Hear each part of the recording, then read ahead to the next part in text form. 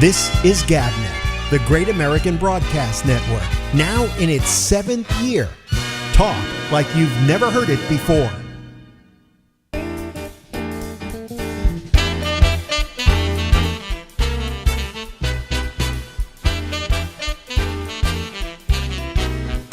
Hey,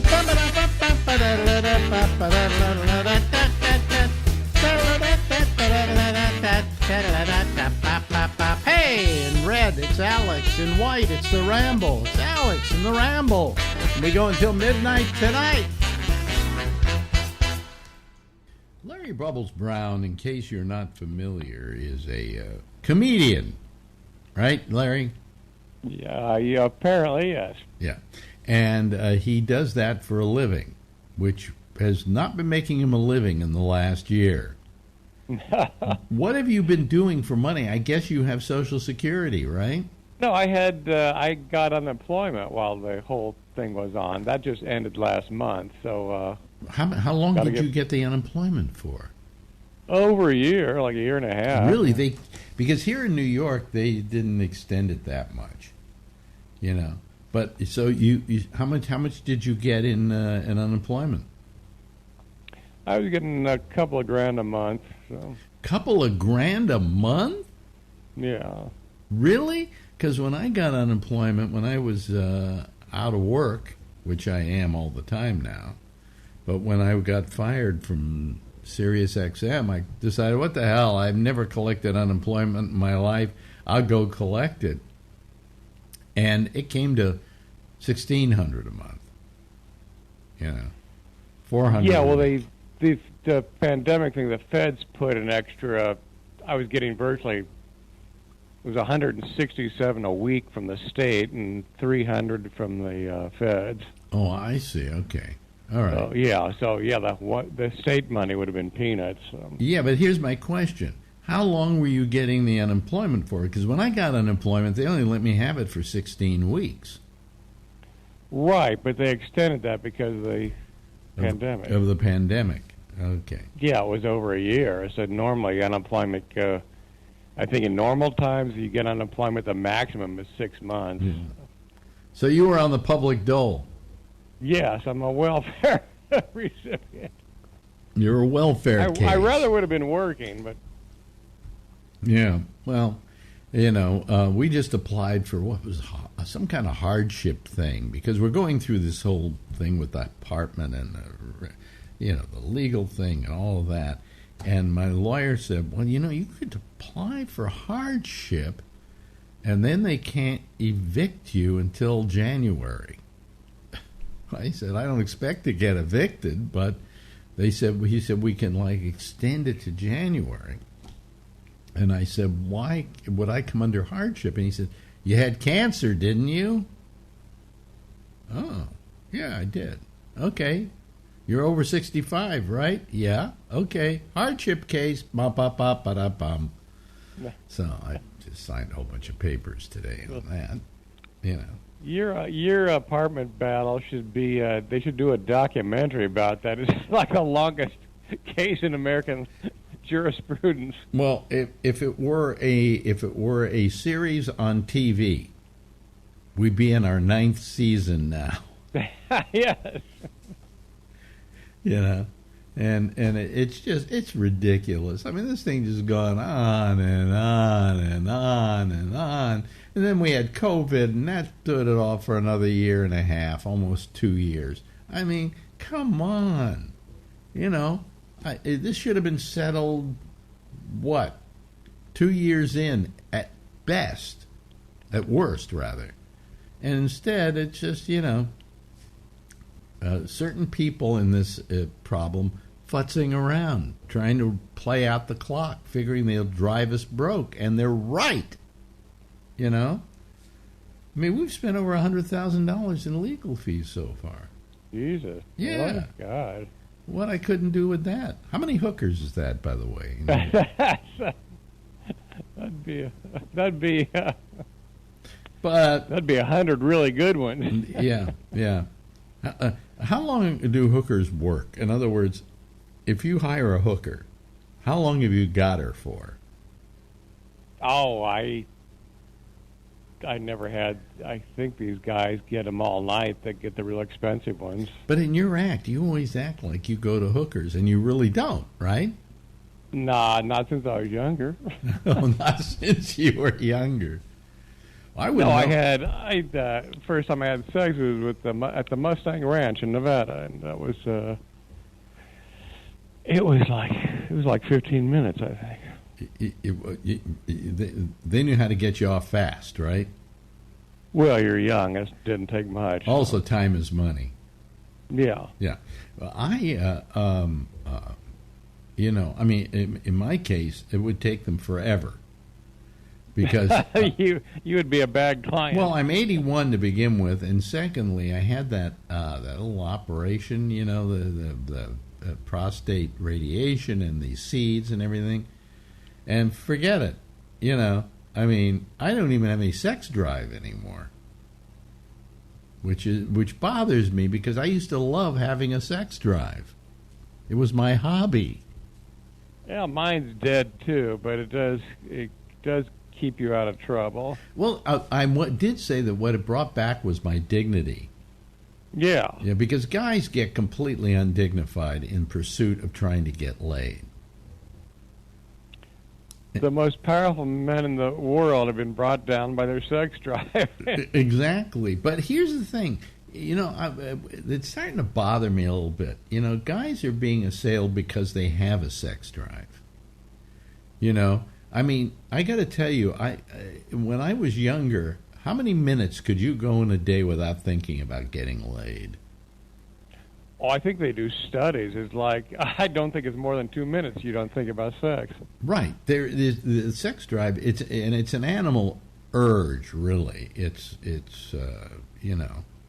is, yeah, and it's really ugly, Yeah. and I know men are pigs, but and it's different for men. That's how we're wired. It's different for men than it is for women. Women are not always looking to get laid.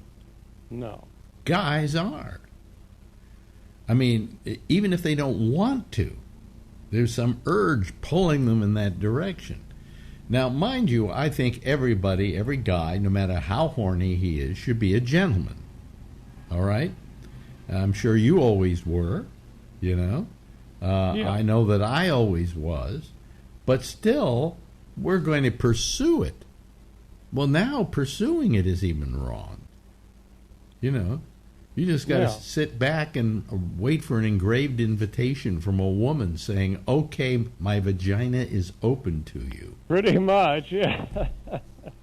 And that's not the way nature dictates it. Nature has a completely different set of protocols. And I think that while, they always say, oh, guys are dogs. Well, no, they're not dogs. They are just simply a prisoner of their sex drive. Yeah. And we should be pitied for that. We should be understood for that. And it is wrong for somebody to rape somebody. I can't defend Bill Cosby. Although, did you see where Bill Cosby is trying to defend what's his name, that the guy who just got is going to be sentenced probably to life? R. Kelly. He defended R. Kelly. I didn't see that. That's a good way to build your image back. Yeah, well, I would think that what Bill Cosby would be trying to do is lay low and seem like a good guy. But instead, he comes out saying R. Kelly was railroaded. What? R. Kelly didn't use enough drugs? Is that what it's all about? So anyway, that's the latest from Bill Cosby. God. So sad. That show was so huge, and he was so beloved, and he was made one of the most beloved people in America. Jell-O doesn't ask you to be a spokesperson unless, you're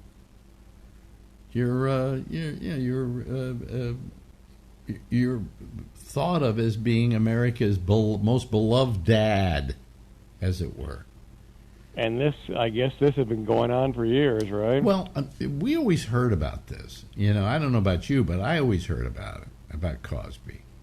I heard somebody tell me in the '80s that, I heard he does weird things with women, and I didn't know anything about it. But you know what I didn't understand? What I've never understood is women who would go up to Harvey Weinstein's room. Okay? Because the word was out on Weinstein. Listen, I'm not in Hollywood. I don't hang out with Hollywood people. I knew what he was doing. yeah, everybody knew that, right? They did jokes about it on the Academy Awards. Yeah. Okay? Everybody knew what he was up to. And it wasn't even a secret in Hollywood. And then all of a sudden, what he's doing is horrible. Well, since we knew it all along, aren't we somewhat guilty for not blowing the whistle on him? Yeah. You heard about it, right? Yeah, I'd heard about it I heard long about ago. Yeah. Years before he ever got busted for it. So I mean, so if that's the case, any woman who would go up to Weinstein's room at the hotel, hey, meet me in my room, had to have known or been told by people that they said they were going to see Weinstein, don't go up there. And I just wonder how much responsibility these women had in the matter, And also, you can get up and walk out. You may not have a career in Hollywood anymore, but you can get up and walk out. You do have that ability. So I'm just wondering why any woman would go up to his hotel room, knowing what everybody in Hollywood knew, including me, and I don't live in Hollywood. I would have. They must have missed the memo. I don't know. Somehow, And he got away with this for years because everybody was going, oh, well, that's Harvey. Well, then who's guilty in this? Harvey's certainly guilty. But how about all the people that kind of condoned it? Yeah, for sure. Weren't they in having a certain culpability? By the way, do you have any questions to ask me? You usually have had quizzes for me about things. I don't have any specific. Well, you know so much about Hollywood, but I was thinking before social media, like the early days of Hollywood, the producers they must have gotten away with stuff that Harvey Weinstein would have looked like a choir boy. Oh, you hear stories from who did I hear? Somebody actually raped, if I'm not mistaken, Shirley Temple. Jesus, really? Yeah. Yeah. And you do know about Kirk Douglas. No. He raped Natalie Wood. Are you serious? Yeah, Natalie Wood came up to try out for a part or whatever in one of his films. She was about 15 at the time. And it is reported, we could say it's rumor, but it is one of those kind of rumors that's around so much that you believe it may be true. That he literally raped her. And right, yeah, Jesus. Yeah. He was one of my heroes. Now I feel bad. Yeah, and I feel bad for her because, man, when I saw her in Rebel Without a Cause, I got a teenage Woody at that time. Yeah, she was hot. No, she was beautiful, and she was my type, brunette, Russian, God. See, we like you and me. We like the brunettes. I was never big on blondes. No, I never liked blondes either, but brunettes. Oh man, yeah. And Natalie Wood was the queen of the brunettes at that time. And when I watched her in Rebel Without a Cause, she was so vulnerable. I also like my women vulnerable. Not because I can take advantage of them. I just like that. I just like the quality of vulnerability. I find it sexy, because a woman who is vulnerable isn't really hiding anything from you. So you can You can believe her when she says certain things. Does that make sense? Yeah. Yeah. So, you know. But who was your when you were growing up and you were watching movies, who got you hot? I got really hot, I think, Raquel Welch when I saw her in Bedazzled. I just, Oh, really? yeah, it was 68, so I was like, yeah, I was probably 16. So it was, yeah, she was pretty amazing for quite a while. Well, I was hot for Ursula Andress when she came out of the water in Doctor. Oh, that was amazing! Yeah, my God, yeah. I mean, what an iconic image that is of her in a bikini coming out of the water. Packing a knife, by the way. She had a knife on the side of her. I mean, she was hot. She was married to a guy that got so many hot... What was the guy's name? He got so many hot women. John Derek. John Derek, No, was it John Derek? Yeah. Wasn't he married to Ursula Andress? And who He was else? married to Ursula Andress, and then he divorced her, and then he married Bo Derek. Bo Derek, yeah. Yeah. But he supposedly, he was just the rake in Hollywood. He got them all, you know.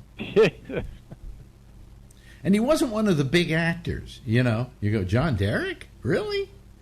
You know. Now, who was rumored to have the biggest penis in Hollywood?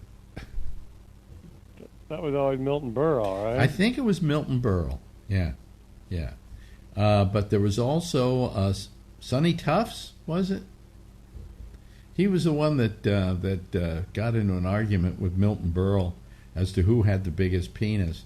And I think it was either Tufts or Burl who said, "I'll pull out just enough to win."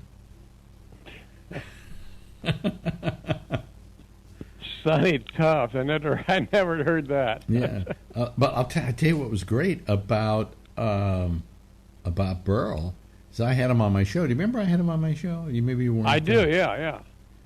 And at a certain point during the interview, I said, I have an audience out there that expects a lot out of me. And if I don't ask you the following question, they're not going to think I did right by them. And he said, it's true. He didn't even wait for me to ask the question. That's cool. He said, it's true. You know. So. He got, in 1950, NBC gave him a contract, $100,000 a year for 30 years. Back when that was huge money. Oh yeah, and I think he kept getting it for the rest of his life, didn't he? It was 30 years, yeah, until 30 years. 30 years, yeah. Wow. Well, you know something? He was worth it because he did establish television. Yeah, he was probably the first big star, right? He was the first big star. I remember as a kid, I lived in North Beach, and down at the bottom of the hill, right on one side of the park down there, I can't remember the name of the park right now. You know the park I'm talking about. There was a hardware store called Fagoni and Riley. Now, how I can remember that name and I can't remember my wife's name is beyond me, but Fagoni and Riley. And we used to go down there on Tuesday nights, and they had a speaker outside and a TV set, about a 13-inch TV set in the window.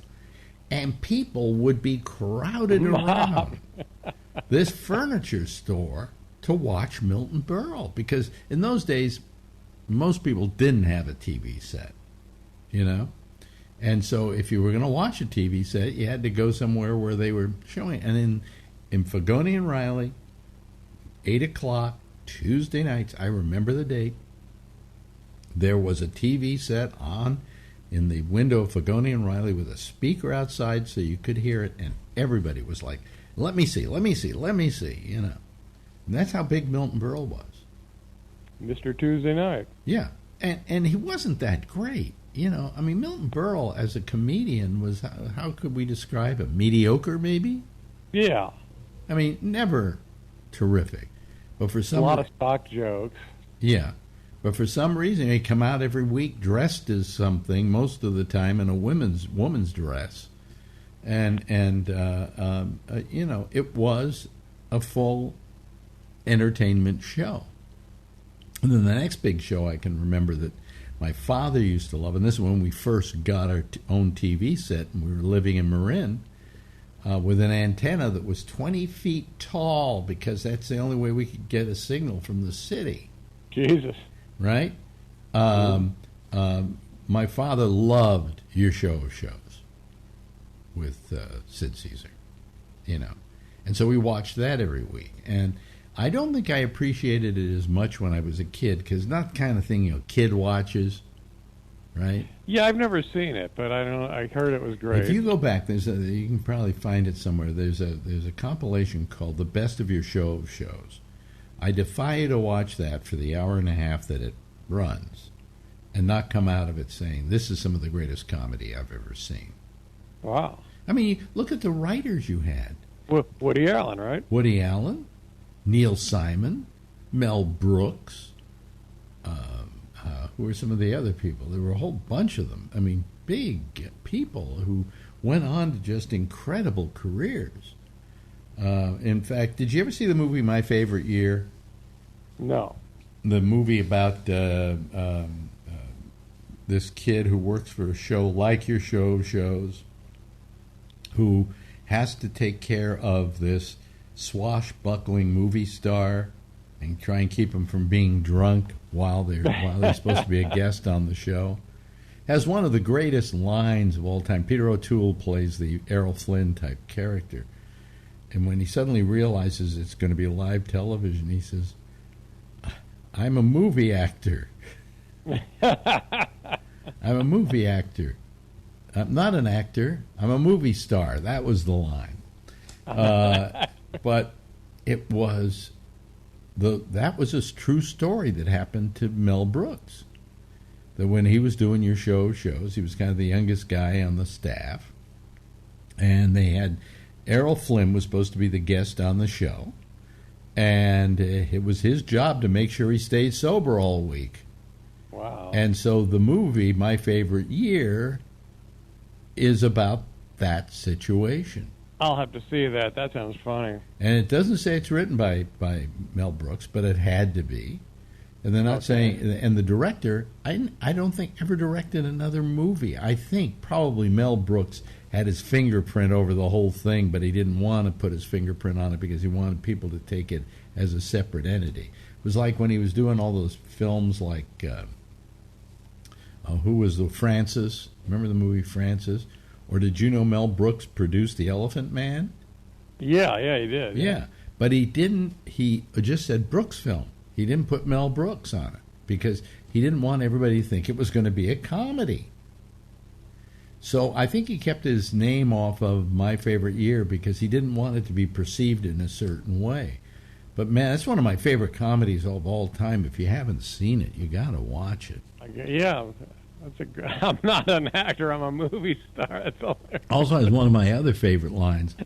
Selma Diamond, I don't know if you remember Selma Diamond, is in it. Night Court.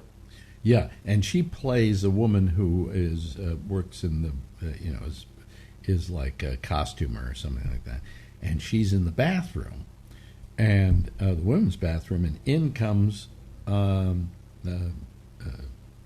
Peter O'Toole as I can't remember the name of the actor he plays now, and he goes in and starts taking a leak, and she yells at him, "This is for women." And he says, "So's this, man, but occasionally I have to run fluid through it." That's my other favorite line from that movie. So okay, you gotta watch that, it. Gotta watch it. It's just a great film. Just a great film. Well, let's see, how much time have we spent here? Oh, we burned it up. We're up I wonder how much did TVs cost when you were looking at that place in North Beach? When I was looking, at that time, I think a TV set was about. I seem to vaguely remember some price around $500, which that's a lot of money then. That's a lot of money back then. Yeah, probably more in $1948, I guess, or 52. When was Your Show of Shows? In that period of time, probably more than a flat screen costs today. You know, you can buy. Oh, adjusted for inflation, yeah, that would be. I think the rents in San Francisco are like $100 in that area. My parents paid, I believe, $35 a month rent for a Jesus. for an apartment, a two bedroom, big living room, kitchen, apartment in Chinatown. It became Chinatown on Filbert Street, 423. 423. So TV would have been a year's rent. I would say so. Yeah, I remember God. it being $35 a month. Yeah. Wow, that's incredible. So anyway, hey, listen, we've run out of time here, Mr. Bubs. We've actually gone 25 minutes on this deal, and I never get tired. We're both running out of time. I never get tired of talking to you. You know. Yes. Anyway, ladies and gentlemen, Larry the Bubbles Brown. Thanks, Larry. Bye-bye. This is GabNet, the Great American Broadcast Network, now in its 7th year. Talk like you've never heard it before. Hey, yeah. Okay. Oh, well, let me turn on my lights here. Okay. Got one person waiting to talk to me. One person. That's it. One person. So, and I'm a little out of sync, too. Not much. But anyway, one person is waiting. And this is getting a little embarrassing, folks. This is getting just way too embarrassing. I really don't need this. Okay, I'm sorry. I've gotten to the point where I just don't really care to do this and be faced with this kind of, what can I call it? Lack of interest. Can we call it that in the program? I mean, I've tried to create something here, and to have a lack of interest so much that there's only one person waiting, and it's Jeff Stein, and he cares, but it's just gotten to the point where I don't need this. I don't need that, because what it does is it depresses me, and it lowers my self-esteem. And why should I go on every night and lower my self-esteem by coming on here, looking here, and there's one person waiting to come on the program, okay? But let him on, because I certainly don't want to deny him the ability to be part of this program. Let me see here. Let me go there. There's Jeff. Hi, Jeff. How are you? Wait a minute. You got to turn on your microphone. It isn't on. No, still isn't on. Jeff, still isn't on. Maybe if I tell you to do it. Ask to unmute. Okay. He doesn't know where to unmute. You just go over to. You see over on the very end of the bottom of your screen. Is a thing that says mute, and just click on that. Well, I guess he's not going to. In fact, he's frozen now. Yeah, well, anyway, we got Josh Wheeler here. Hello, Josh. Hello. How much longer do you think I should put up with this, what can we call this attack on my self-esteem by coming here to do this show, and then there's nobody waiting to come on? Oh, I think you'll have people coming along. Well, yeah, but people just running late, probably like I was. Well, I mean, it's just it's getting to me. I mean, I'm down to 3 nights a week. I just made just leave this at my Monday show, and that's it. Well, I think there's still plenty of interest for it. Just probably got people just coming on. Patrick's supposed to be here in a minute. Well, talking to him. Hopefully he will, and that would be nice. Yeah, he should be. He was just wait a minute. Now hold on a talking to him. Jeff, nod your head if you can hear me, Jeff. Can you hear me? Huh? Yes, you can hear me, right? Nod your head if you can hear me. Okay. See at the very bottom of the Zoom, okay, there is over at the very right. See the very right-hand side of the Zoom? Okay. See where it says mute? Huh? See, I can't believe he doesn't. Am I right? It does say that, right, Josh? Over at the very right-hand side, it says mute, right? On mine, it's the bottom left corner. Bottom left corner. The bottom left. The mouse Excuse me. The around bottom and left. ribbon The bottom left. at the bottom Go all the will way come to the bottom left, and it says mute, right? Yes, that is correct. Got like a picture of a microphone. At least that's what mine has. And you click on that, right? Click on that. You can mute or unmute yourself, as far as I know. Can you see it, Jeff? Now Jeff is frozen again. Oh boy. Yeah, he must be having trouble. We only have two people on and one can't get on. That's really wonderful. How you doing, Josh? I'm pretty good. Yeah. I'm, wrapped up from the long week, but pretty good other than that. Yeah. I'm just getting very depressed about just the state of the nation as a whole, and the total lack of caring that not this administration, but that the whole Congress and everybody has for the citizens of this country. I mean, people pay taxes. They expect something for their money. And then when they don't get it, it's a pain in the ass. You know what I'm saying? Right. Yeah, I agree. I certainly find it disappointing that we are not getting anything because we can't get it all. I mean, I'm getting a little worn out with that. I mean, it's getting to the brink of where we're not going to get, anything done, because we couldn't get everything that we wanted done. I mean, it's going to ruin the Biden administration's, chance at getting anything done. I mean, I understand they're not going to get everything they want, but for goodness sakes, we've got to do something to help people with what we can and while we can, I mean, and they've boxed themselves into this corner with all this demanding and all that now.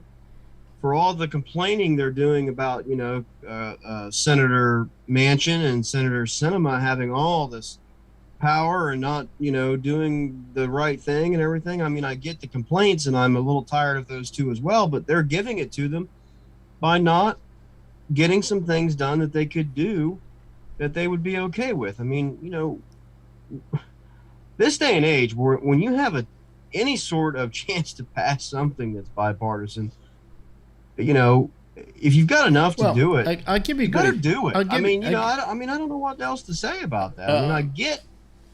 I get it, but it's just tough. Yeah, well, Sinema voted, for instance, against the prescription drug bill, which would take prescription drugs and allow Medicare to bid for them, okay, which would drive the price down on them. Because right now, they cannot, ask them to bid on the drugs. They have to say what the drugs cost, and then Medicare has to pay them.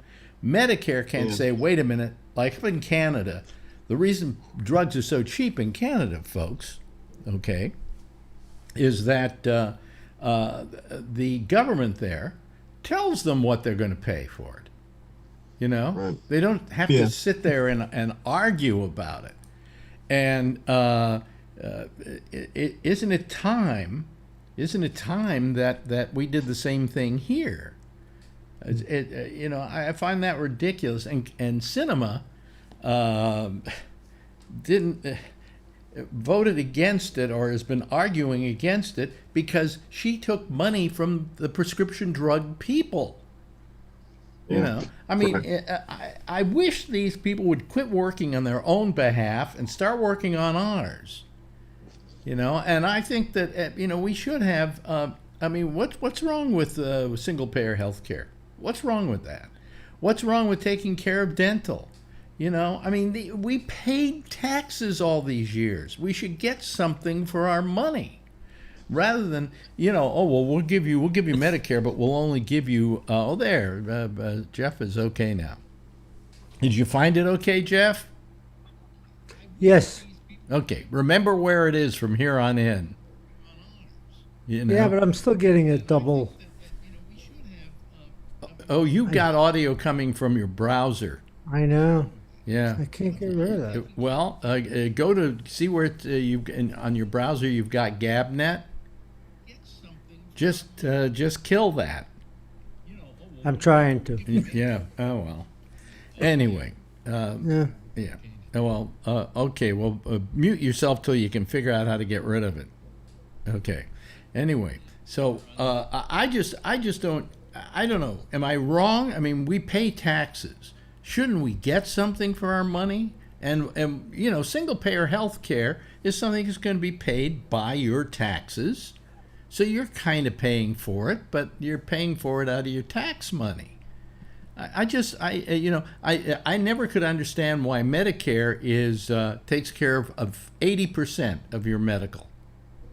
The other 20% you have to take care of. So I pay every month about $200 a month to Medicare to take care of my Medicare, out of my Social Security to take care of my Medicare, and I spend another almost $400 a month for prescription drugs and for prescription drugs and my supplemental. In other words, the other 20%. Why am I paying more for the 20% than I'm paying for the 80%? Yeah. You know? Yeah, I mean, right. I mean, I know folks, you're going, oh, there he goes. He's off again on that rant, you know. It's just because he's an old guy. Yeah, it's because I'm an old guy. I think if I were like 20 years old and doing this show, I wouldn't give a shit about Medicare. But one day, folks, no matter how old you are, one day you are going to give a shit about Medicare. I'm sure Patrick gives a shit about Medicare because you get taken care of by Medicare, don't you? With your medical? Yeah, I do. You know my feelings on the rest of it. We're wasting money on sports stadiums and that. Of course. I go along with you on that. Fuck it. Yeah. No, but I go along with you on that, of course. You know, I understand that. Now what? You know. Hello there, Kevin. But you know, I mean, I just think it's about time that these guys get it together in Washington and start doing something for us. But everything that comes up that is something that's going to help us, they keep voting down. What's their problem? Right. I mean, that's what I'm saying. I mean, they, unless I totally don't understand it, they could have passed some pretty decent infrastructure weeks ago. I mean, they could have passed something that the last 3-4 presidents have been trying to do. And somehow, by some miracle, it was finally there. And then, the Democratic Party, almost as a whole, said, well, we're only going to do that if we can do all this other stuff. Well, I don't think that Biden. I don't think. I turned the volume down to 0. Now I've got him talking to somebody. And you can see him, and you can see me. Wait a minute, turn off your audio. Okay, but the problem is... Turn off your audio. Jeff, turn off your... Jeff! Jeff, can you hear me? So let's... Jeff, can you hear me? For a minute? No. Jeff, well, the problem is... Oh, boy. You have him on You're probably going to twice, have to so we mute gotta him get or rid of cut him off. Yeah, I'm going to have to I mute don't know him. how. He didn't go back in. Let me see here. Let me mute him. Where is it? Mute. I have to find it. I usually never have to mute anybody. Leave meeting. But you guys are, well, we just got rid of them. Oh well. Anyway, where were we? Oh yeah. So I mean, it's just that it's kind of starting to get to me, and I got a big dental bill the other day for about $3,000, and I went, why do I have to pay for this? Why can't the government pay for this? I mean, come on. I'm senior. I'm 81 years old. Well, look out for me, okay? I looked out for you all those years, Am I wrong, Patrick? Tell me I'm wrong. You're wrong. Oh, well, okay. Why am I wrong? Oh, I'm just speaking from my own experience, and I don't speak for everybody, but I'm stuck in a state where we pay for fucking sports stadiums and every other thing Well, on a taxes, and you know what? I don't want to pay any more taxes, period. No, nobody's saying you're going to pay any more taxes. We're saying you should get something for the tax money you're already spending. Yeah, but my state wastes taxes on other shit. Yeah, but It's like Josh has been trying to explain. Where Democrats had the infrastructure shit out there months, weeks, even years ago. And they could have passed just the fucking infrastructure. But no, we want to add all this other horse shit onto it. And then there's people like me who are saying, why are we spending all this other but money? Patrick, let me stop you there. I agree with you on that. But to begin with, you're talking about your state taxes. You're not talking about your federal taxes. Okay? I'm talking about the federal tax. But it would be up to the state to do individually what they would with coverage. No, because Medicare is what takes care of people medically, and it is a national. And it will never pass. My question is, why will it never pass? Why don't we pass things that are good for people? Because we waste money in Washington. It's that $6 trillion bill that does absolutely zero for anyone.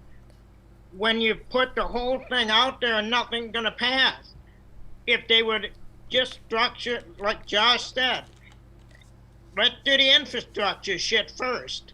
Get that done. Okay, great. Now we start that. Mm-hmm. Now we can look at, maybe it is, universal health care or whatever you want to call it. But one piece at a time.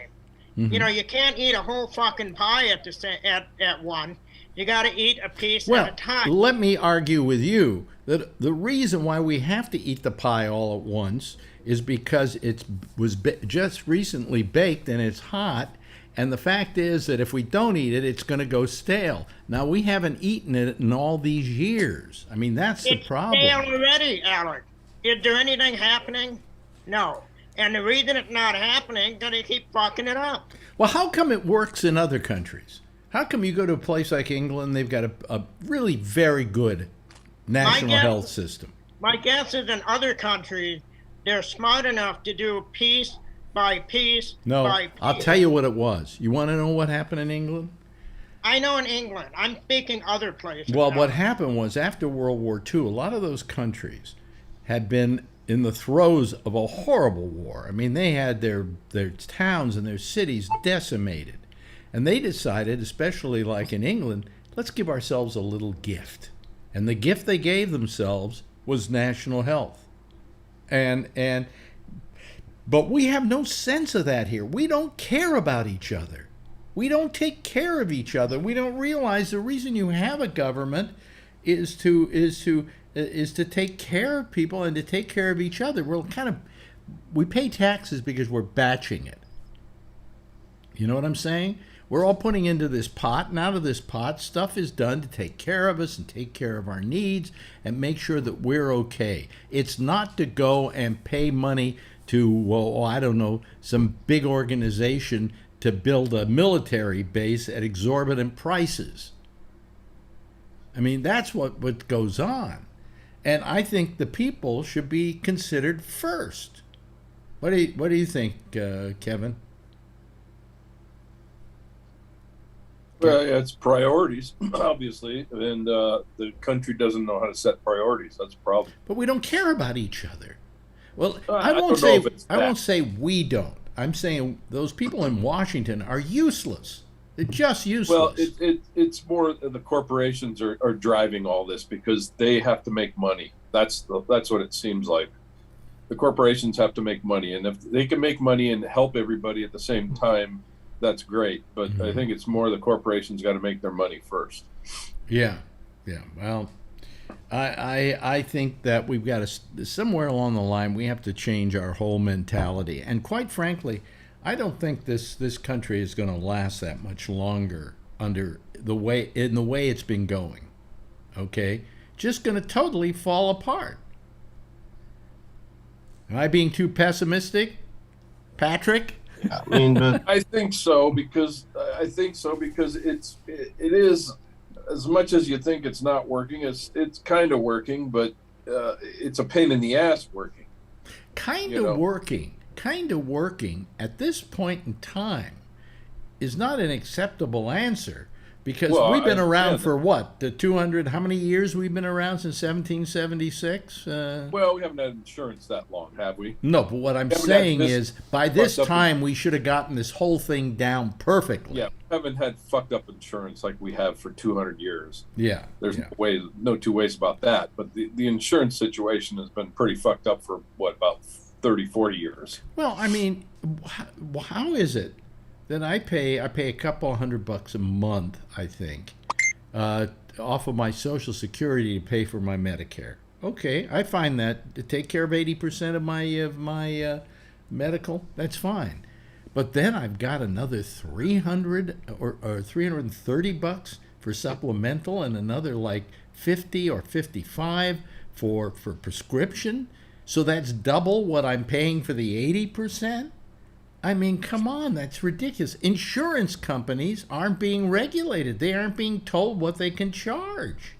Yeah, that's pretty much what I was just saying. Yeah. I mean, that's the problem. And by the way, insurance companies, until Reagan, were nonprofit. They had to be by law. Okay? And then, how many years ago? About 30 years ago. Yeah, and Reagan got rid of it, and look at what we got now. $300, $330 a month. I'm not paying for it. Marjorie's company is paying for it. But still, eventually, if she stops working, I'm going to have to pay for it. $330 a month. And our contributions went down and down and down since then. Mm-hmm. Remember, we used to get insurance, and now it was, we're gonna change your contribution. Our contribution is going to be less. Yours is going to be more, and yours is going to be less, and it's going to more and more. We ended up contributing more and more. And it became the same way with your life insurance. It became more with your pensions, and all of a sudden there's no pensions, and all of a sudden there's 401ks, and you're going to be doing it yourself, and the whole bit. It all evolved over the last 30, 40 years. Yeah. Well, I mean, I think it's time. You're on your own, is what they said. You're on your own. People say, well, what do you expect? Do you expect the government to take care of you? Well, I paid, I'm sure in my lifetime, over $1 million in taxes. Okay? Yes, I do. Okay? Right, and that's a good argument for a Republican to say that you're paying your taxes, and what are they doing with them? Which I kind of agree with. Yeah, but who's fucking it up? The Republicans usually are fucking up how much money of that money they're using. That's the answer. Is it doesn't matter who's in office; they're fucking it up. Yeah, I mean, we don't want to spend money on infrastructure. Somebody had a joke on Saturday Night Live about infrastructure. Oh, that's water under the bridge. Oh, wait a minute, there is no bridge. Yeah, Yeah. I mean, come on. I mean, these are things that make this a better country and make it a better country for all the citizens who live in it. I mean, I don't know. Yep. Yep. I mean, but I'm just saying, I know that a lot of people that listen to your shows would want to call up and give a million arguments and everything, and it's fine. I'm open to all of it, but I'm just saying, but does it make sense that we're not going to build any bridges, or does it make sense that we're not going to pave any roads or replace any water pipes because we can't also get, childcare and K through 12 guaranteed school or what? I mean, does that make sense? I can't remember where it is. I mean, I'm just saying, if you were told you can have one of these and not the other, okay, but you can't have both, are you just going to say, well, then I'll have none? I mean, if that's what you want. Okay. I know where we can get the money. I know where the money is, but they'll never do it.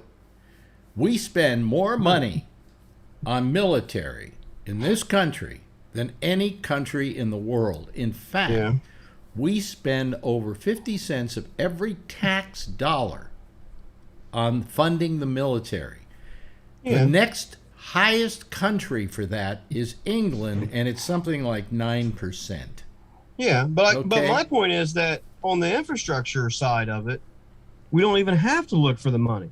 We've already found it, and we've already found enough Republicans who have said, okay, we're fine with that. We'll vote for that tomorrow. I know a lot of Republicans said they wouldn't, but they found enough that said that they would.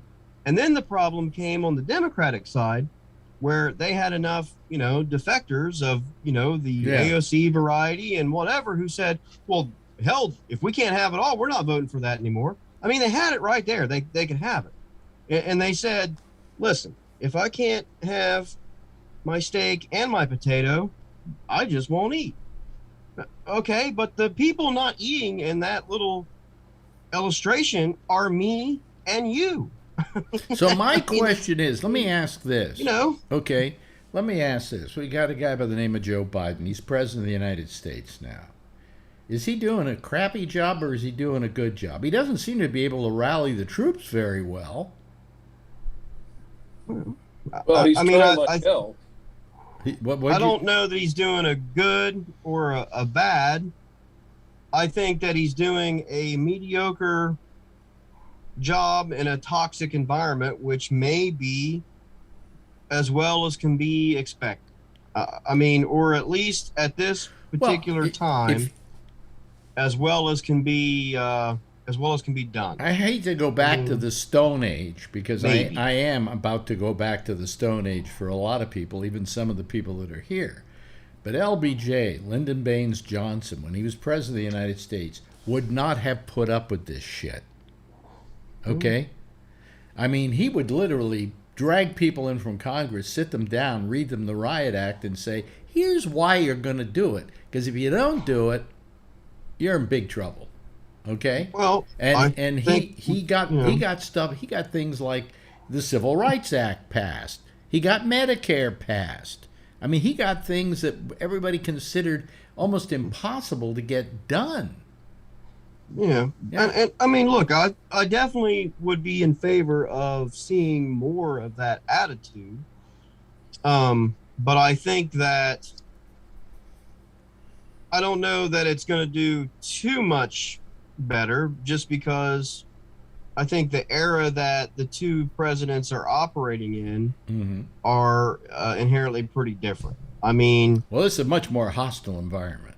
Well, yeah. Yes. I mean, that's what I'm saying is, I mean, there are people now on both sides who will openly and willingly sell out their own beliefs for the sake of, either their own power or for the sake of their own party. Can you imagine a time when the racism inherent in this country was unbelievable? Okay, the South was segregated, all right?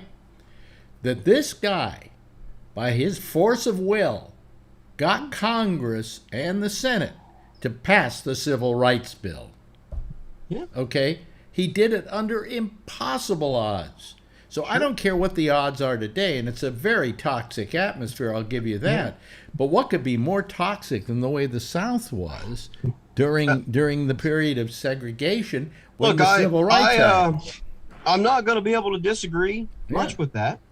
I mean, I certainly would live with a little bit more of Joe Biden saying, everyone said I was too old to be president or whatever. So you know what? I'm 127 fucking years old, and I don't care if I get reelected. And I don't care if I drop dead tomorrow. If I have to piss a whole bunch of people off to get this done, that's what I'm going to do. Because I'll either be out of office or dead in a few weeks anyway. So it really doesn't matter. But if I really believe in this, and if I really want to help some people, that's what I'm going to do. And 50 years from now or whatever, when I'm dead and when I'm gone, the historians will sort it out like they always do. Okay? It'll all come to the top and they'll sort it all out. And I'll probably look all the better for it. Like we do Lyndon Johnson now, right? I mean, but when Lyndon Johnson left, did a lot of people shed a lot of tears? No, I don't think so, right? I mean, he was so fucking aggravated with the people, and they were so aggravated with him that he didn't even run for re-election. You know, Well, he television and said, "I'm done. The hell with it." he had one problem. Okay, he didn't know how to cope with the looming war in Vietnam, the conflict in Vietnam, and Walter Cronkite. Again, maybe I'm referencing somebody that a lot of you people are not that aware of, who was the evening newscaster. He was America's, what could we call him, America's dad. He went to Vietnam, and he came back, and he said, "This is a war we can't win. We've got to get out of there right now." And Cronkite wasn't the kind that usually came out with that kind of thing, but he saw it, and he couldn't believe what was going on. And supposedly, Lyndon Johnson, when he heard that, when he was watching Cronkite say that, looked at an aide and said, "If I've lost Walter Cronkite, I've lost the country." And that's when he decided not to run again for president. That was his Achilles heel. It wasn't civil rights, it wasn't any of that. It was basically. That right. I mean, that was his. It wasn't his main Medicare. issue. But, there's been a lot of work done since the time he was out, and a man named Robert Caro is really his main biographer, who's written, the biography of his life in like 3, maybe 4 volumes, Ascent to Power and all that other Master of the Senate, and all that other kind of stuff. And I mean, Caro is his big biographer, and he's uncovered a lot. And, it's pretty clear to him, at least, that in a lot of ways, when LBJ decided to stop and not run, that the people were really, the whole situation was really wearing down on him. I mean, the hey LBJ, how many kids did you kill today?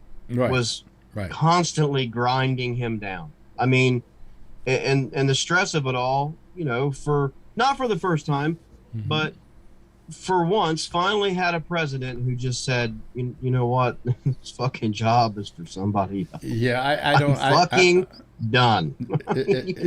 Do I need this shit?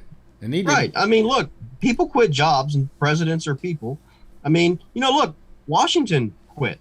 I mean, I don't mean quit as like he quit on his country, but Washington, he was done, right? I mean, he wanted nothing but to go home to Mount Vernon. By the way, am I right or wrong about this? You're more of a historian than I am. I heard that Washington, when they were trying to figure out who was going to lead the country, they were going to pronounce whoever they had to lead the country king. Well, they were going to make a king, but and Washington was the one who said, "No, I won't be king, but why don't you make me a thing called a president?" Well, I wouldn't say it went like that. Not at all. I mean, would you the say government was created in an open and fair way, and I think basically everyone involved understood that whatever system of government we set up would have a head at it at some point, whatever it was going to be called or however it would function, and that head of government was going to be Washington. I think that was overwhelmingly accepted. Anything else was rather unthinkable. And I think he knew that. He didn't want the job, but I think he knew that he didn't have a whole lot of choice. But I don't think it was as simple as they said, "We'll make you king." I mean, even with Washington as king, there were people that would have fucking lost their minds. Well, I think they did. They didn't know anything else. They didn't, president was not, it was not something that you had lead a country. No, I would agree that they didn't know anything else, but I'll tell you what they knew, and that is that despite the fact that they didn't know anything else, they knew that was not what they wanted. Now, I'm not saying they knew what they wanted, but they knew that wasn't. Well, here's the argument I've come up with over the years. Really, what we created here wasn't so much a democracy as a corporation. To begin with, look at the name, the United States of America. Isn't that a corporate name? We have countries called Italy and England and France, and then there's the United States of America, and it's a corporation. Put LLC after it. LLC it should have, and then on top of that you come up with You have a president, you have a vice president, you have a treasurer. You know, we go on and on and on. Board. So, I mean, really, didn't we build a corporation here rather than a country? Yeah, I mean, And it may look like that, but you know, it's certainly it's different though. I mean, it has some similarities, but I mean, or did companies make themselves look like countries? yeah, I mean, what? I mean, well, look, what was set up was certainly going to have Washington at the head, and you know, there were no one really wanted a monarchy. I mean, I can basically attest to that strongly. I mean, you know, the records of the Constitutional Convention, for instance, are clear, and there was a particular day in July that Alexander Hamilton gave a pro-monarchy speech for a couple of hours, and when he was done, it was so widely received that he basically left the convention and didn't come back until the very end. I mean, that's how well it went over. I mean, he was basically humiliated and he just left. You know, so I mean, that was a complete lead balloon, if you will. So I mean, you know, monarchy wasn't coming.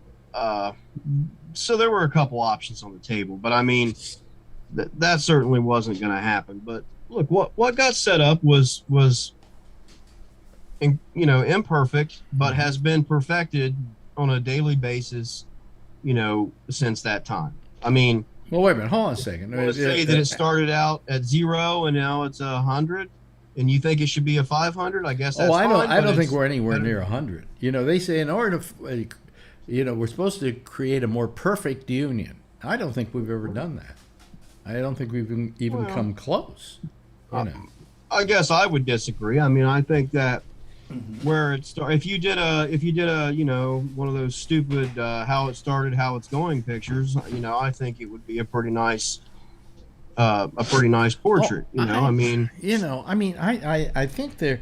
You know, I don't know that this is the worst time we've ever had. I mean, I remember certain periods of time, like, well, I talk about when I grew up in the 50s. I think it was pretty bad back then. You had things like the House Un-American Activities Subcommittee, and you had a whole bunch of stuff like, you had segregation, which was terrible.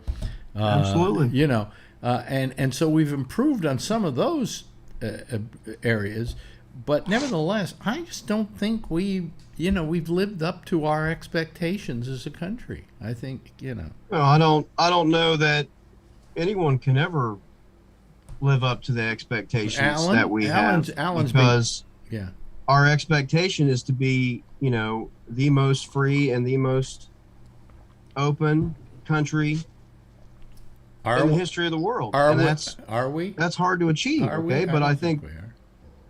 I think that we're more free than most, and I don't know. I think that overall, you have more opportunity here than you do in most, if not all. Let me the put places. it this way: if I put a Biden bumper sticker on my car in Wyoming, because we had a woman who called one night from Wyoming, I'd probably get my car keyed.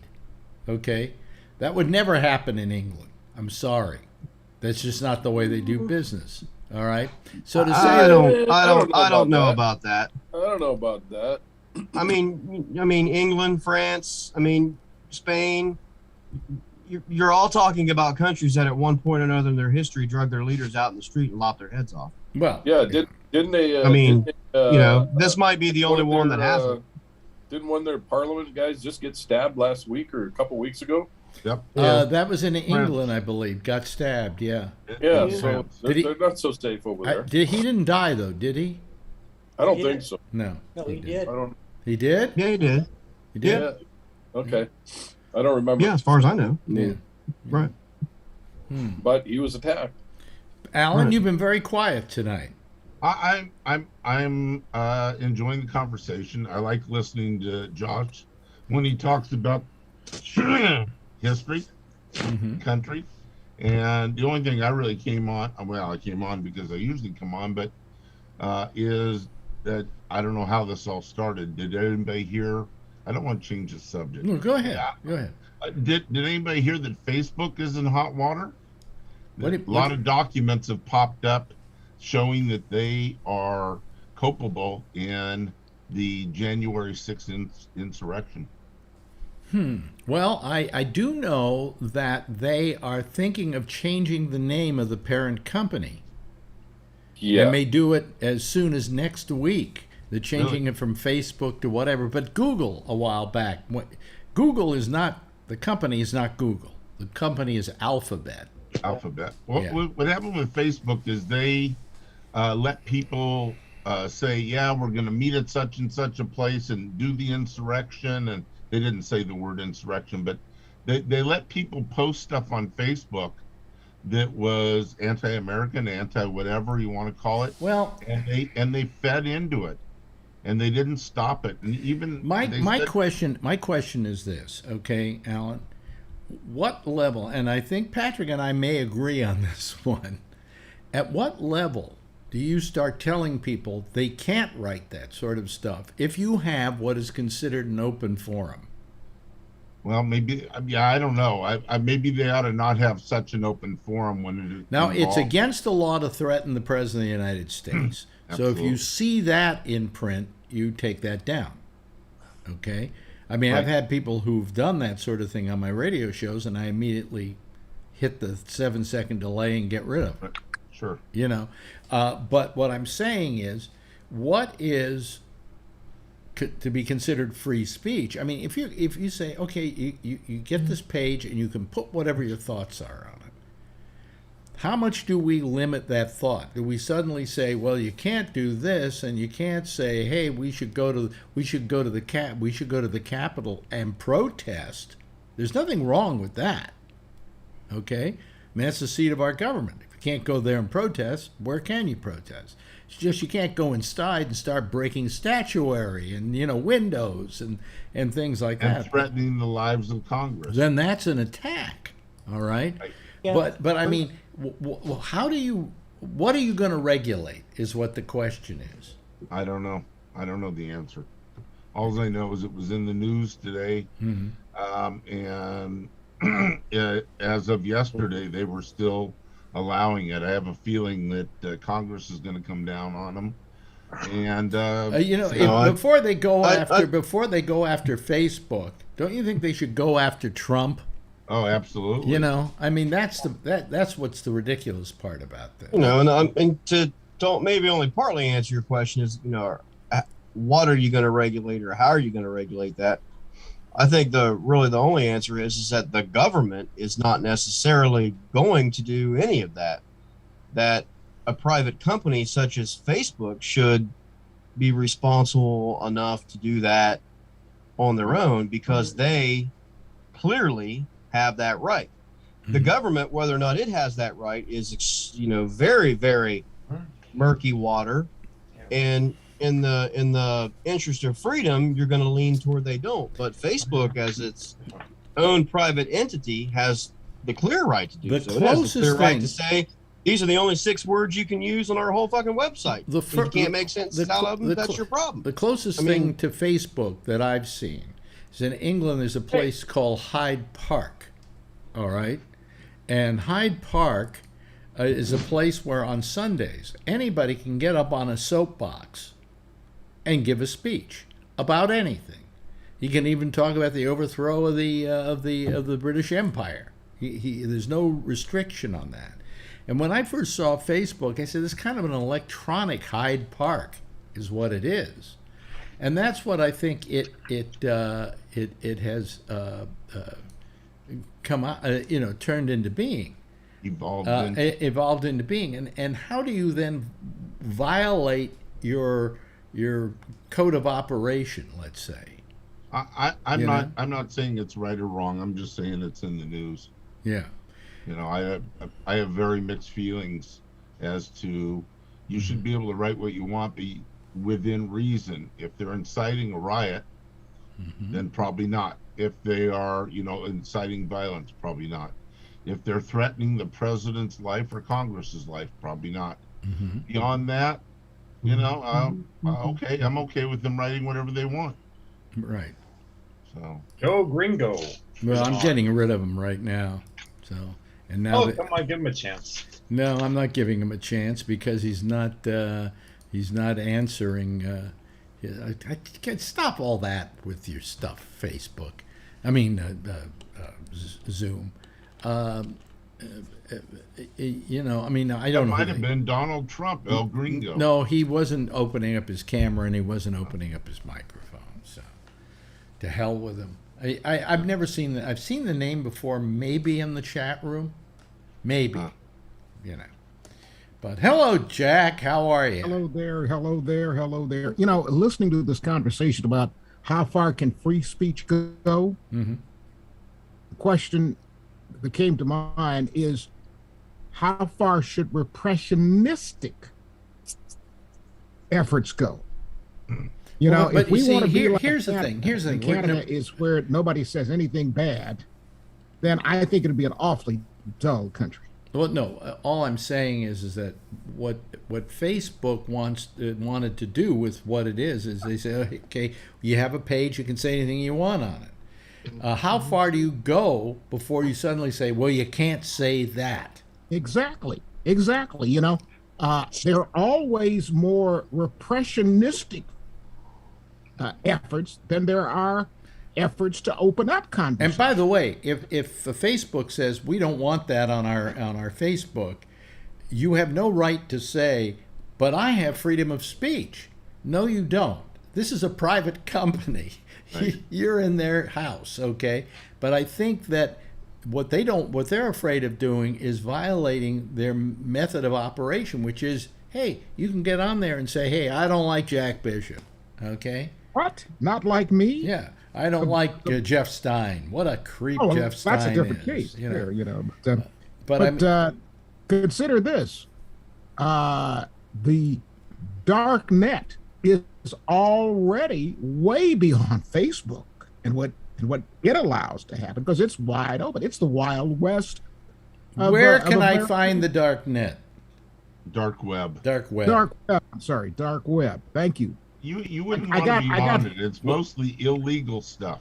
No, but where can I find it? If I want to sign on right now to the dark web, how do I get there?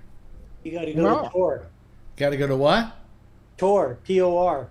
T-O-R, and that's the dark net. How's it the dark net? If I can literally bring it up on my browser, how is it the dark net? I don't know, but it'll explain it if you go there. I think the dark net is a myth. I thought Phil had Dan, one of the guys that works for him that understands this computer stuff. Phil said that he was going to have Dan explain the dark web to you. Well, I think he did one day. Okay. I did have him do it one day, but it didn't make much sense to me. It's not a fun place, is what I understand.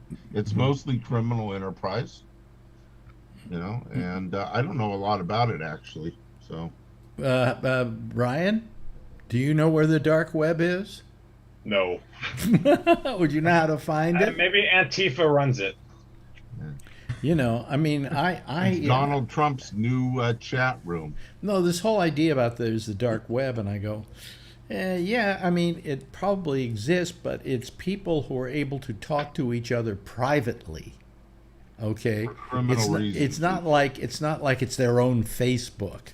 So your credit card companies, like mine probably, say that we scan the dark web for you now to make sure your credit cards and your name, your emails, Google does it and scans the dark web for you to make sure that your whatever is not being used or compromised. Are you sure they're really scanning the dark web, or are they just saying they're scanning the dark web? No, I'm not sure. You know, dark web is when you turn it off. What'd you say? So the dark web is when you turn off your computer and it's dark. Yeah, yeah, when you turn it off completely. You had a nice bedroom, Kevin. And I would ask Jack how you find the dark web, but he barely knows how to use a computer. I will ask some of my grandchildren, who I'm sure know how to find it. I will do that over the weekend. And let me know so I can go find it. Because they sure get a lot of publicity. I wish we got as much publicity for GabNet as they get for not existing. What are you doing up so late, Jack? I thought we weren't going to see you till Tuesday. Well, I got confused yesterday about what day I was dealing with because they changed my times at my physical appointments. You know, my therapy appointments, and hey, I walked out of there not knowing what day of the week it was and where I was and all that, but it didn't matter. Welcome to your 50s. Well, I didn't know. You knew what day of the week it was, and you quickly mentioned that. Well, are you on tonight? Last time I checked, Oh, I'm sitting okay. here waiting All for you to get through. There's one day you're not going to be. Possibly okay. the 29th. Yeah. And I say it's possible now because Donna has said, well, gee, with the COVID, I don't think I still want to go out. I don't think I want to. So okay. Well, all I know is, was it not next week, but the week after next? I don't know what days I'm going to be here or not be here because we have our trial is starting again. Finally. Then I don't know how early I'll have to get up in the morning for that one. Early enough to go to the bank and write your lawyer another fucking check. Oh yeah, right. I'm now parsing everything in how many in lawyer hours. Like for instance, I talked about I owe my dentist $3,000. Okay, and the way I describe it is that's six lawyer hours. Right. And I'm thinking of buying a $25,000 automobile. Oh, let's see here. That's 50 lawyer hours. Well, Alex, to put it in perspective for you. Yeah. One side of my family sued another side, and we were in court, in and out of court for 40 years. Mm-hmm. Mm-hmm. Well, we're going on 40 years now, so or at least it feels like it. It just feels like it. Anyway. But I mean, I told some family members, I said, look, when the lawyers have started dying, shouldn't we settle this thing? We had a whole family of lawyers die litigating this case. Wow. Now, granted, it was a pretty good hunk of money, but lawyers wound up with more than anybody. Brian, how you been? Terrible. I just found out where Kevin is. Kevin's where I'm supposed to be. Where? Wait a minute, Kevin's in Santa Maria right now for the Custom Nationals with his car. So my car's not ready. Are you? That is a hotel room, isn't it, Kevin? Yeah. So Santa Maria has the Custom Nationals. It's like our biggest show. It's usually in Memorial Day weekend, but because of coronavirus, they pushed it out to October. My car's not ready, so I'm very jealous. Well, what are you doing down there, Kevin? Do you go to these car shows? He has his car. Remember? I have my car in it. Oh, you mean the one that farts? Yeah. Yeah, the farting car. It's sitting next to the original Munster coach. Oh, really? Oh, okay. Wow. Now, tell me, when the flames come out of the back of that thing, what is the propellant for that? Gasoline. Gas? Oh, really? And it doesn't blow up? No, it's unburned gas. It's unburned. Okay. All right. The exhaust. You rev up the engine, you cut off the coil, spit the gas out the exhaust pipe, and it lights it up in the back. Because I saw a documentary on the Batmobile, and they were talking about the one that they used on the TV show, and that in the back they actually had I think it's butane or something that made that flame come out of the back. Too. Yeah, propane. Excuse me. Me, Mr. Science. Yeah. No, it I didn't do it that way because of leaks. I don't like leaks. Well, what type of car do you have? What type of fancy car do you have, Kevin? Oh, it's a mutt. Well, we lost Jack because he has to go do his show. It's a rat rod. Yeah. Okay. Yeah. Okay. Do you know what kind of what did I hear? What they for the Batmobile? They took their original car was a Ford. No, Lincoln. It is the Lincoln concept car. Yeah. Yes, you're right. It was a Lincoln concept car. Made by Ford. Yeah. But it's a Lincoln. Yeah. Not a Ford. Okay. I just thought I'd bring that up. I don't know why. Yeah. Bring the whole show to a grinding halt. How's the weather down there, Kevin? It's the same as up there. Oh, really? They say it's warm and muggy. They say you've been having terrible weather in the West Coast, though. Yeah, they're gonna have some. What is it called? This is called some like bomb. Was a cyclone something and a bomb Atmospheric something? river. Yeah, it's a couple of dudes. Atmospheric River. But they also said something else. That's going to increase to a, and I'm going to be at the 49er game. Oh my God, why am I going? Stupid. I sold my ticket. Yeah, I know. So did all my friends except for one, and I ended up going with him. And now there's no tailgating or anything. A bomb cyclone and an atmospheric river on Sunday. That's the weather report. A bomb cyclone? Bomb cyclone. This Oh, wait a is minute, hold on. It's supposed to be the Great worst American at Broadcast nighttime, Network. and this Now game is in at its night. 7th year. Wait a minute, hold on. Talk like I accidentally touched my keyboard over here. And then that happens. Okay. Yeah. So Yeah, that's so it's- Sunday night, huh, Brian? Yeah, so and it's going to be televised. So if you, Oh, if you I'll guys wave at you. I'll be nice and dry. You'll be nice and wet. Yeah, Yeah, I'll be on okay. the couch. turn on the game for a minute, and you'll see the cyclone go through. The And 49ers are doing pretty good this year, aren't they? no, they're not. No, they're terrible. not. Oh, okay. No. They did beat the Eagles, so yeah, I can't say much. My team's terrible. Yeah. But basketball started. Do we still have baseball? Baseball's still going on, right? Playoffs are going, and yeah.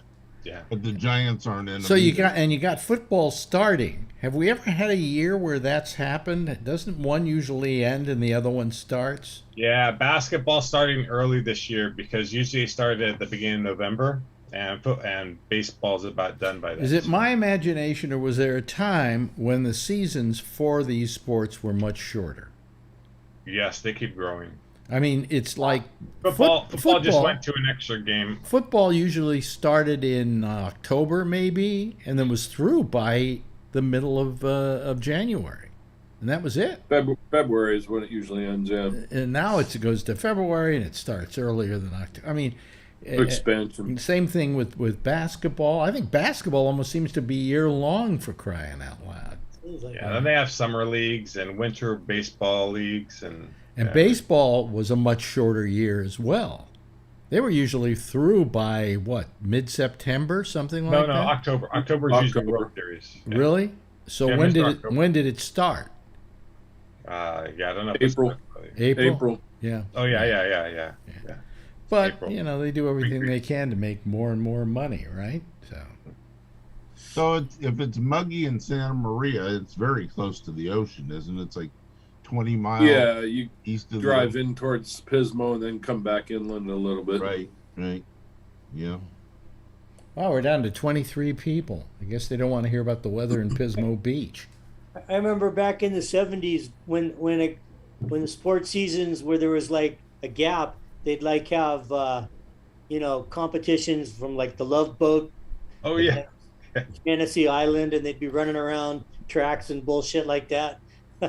By the way, just quickly, as a matter of note, I checked today. Turns out the people who listen to the audio version, there are a lot of them. I mean, it's a large number. It's the video that I'm having trouble with lately, in not getting as many people watching it. So, I don't know what the problem is, but that's it. Anyway. Monday, I was watching on Monday on the video and on your Facebook, and there's only like 2 other people, so nobody watches on Monday. But you still No, but that Monday show at 4:00, actually when I put it up on YouTube, gets incredible numbers. Really? Not while it's gets live. Incredible numbers, but live doesn't get as many. Maybe it's the timing. Yeah. Middle of the day for some people. Yeah. Anyway, hey, listen, that's it.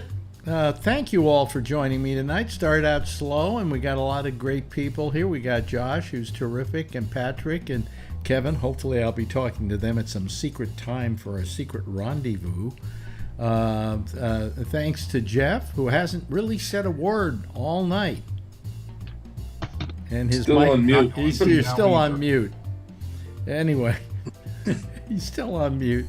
And thank you, Alan, and thank you to our good friend There he is. John Larkin. Oh, there's Jeff. Say hello, Jeff. Good night. Yeah, good night. And Brian, thank you for joining us here. Yes. We appreciate it. Turned into a really nice group of people.